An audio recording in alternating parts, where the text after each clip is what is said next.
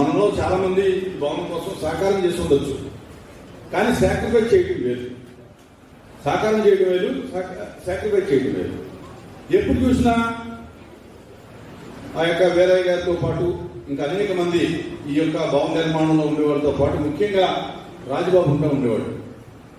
తను పెత్తనం చేయడం కాదు, అనేక సందర్భాల్లో ఈ బిల్డింగ్ నిర్మాణంలో తన ఒక శ్రామికుడిగా చేయడం అనేది నేను కళ్ళారా చూశాను.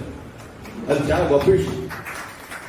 అంటే ఒక మనిషి పుట్టింది ఒక రంగానికే కాదు, ఎన్ని అవకాశాలు ఉంటే అన్ని అవకాశాలు కూడా సమాజం కోసం మనం పనిచేయాలి.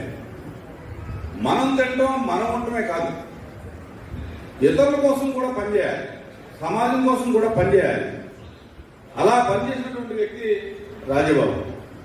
చాలా నేను క్లోజ్గా అబ్జర్వ్ చేస్తాను, క్లోజ్గా కూడా మాట్లాడతాను. ఏదైనా జరిగినప్పుడు పొగట్టంలో కానీ మందలించడంలో కానీ సమానమైనటువంటి స్థాయిని చూపెట్టడం జరుగుతుంది. కానీ ఎవరు ఎప్పుడు కూడా దాన్ని